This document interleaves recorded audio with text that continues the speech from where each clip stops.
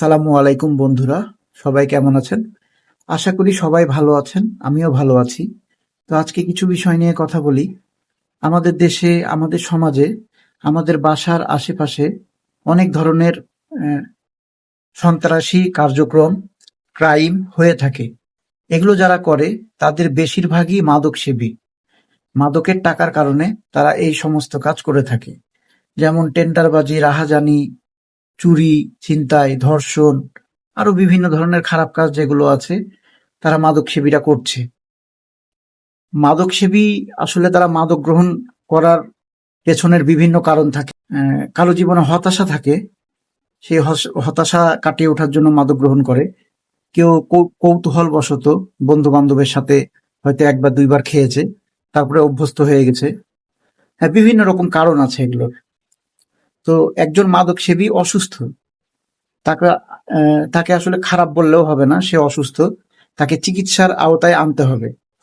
আর সব প্রথমে আমার মনে হয় যে কাজটা করা উচিত, আমি মাননীয় প্রধানমন্ত্রী তারেক রহমানের উদ্দেশ্যে বলবো, আপনি এই মাদক সেবীদের জন্য চিকিৎসার ব্যবস্থা করে দেন, যেন তারা বিনা মূল্যে চিকিৎসা পেতে পারে।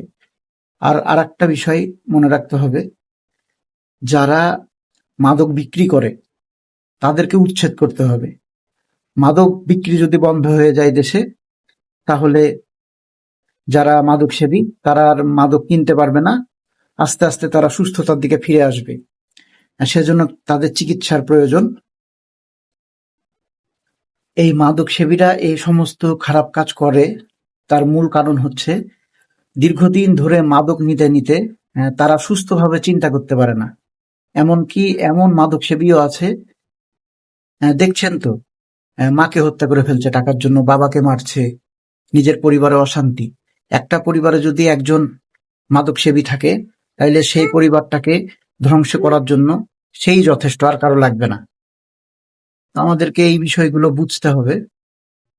আর আমি মাননীয় প্রধানমন্ত্রী তারেক রহমানের উদ্দেশ্যে বলবো, আপনি আহ, দেশে যেন মাদক না ঢুকে, এত তাড়াতাড়ি সম্ভব না এভাবে কাজ করা, তবে যদি আপনি কঠোর হন তাহলে সম্ভব।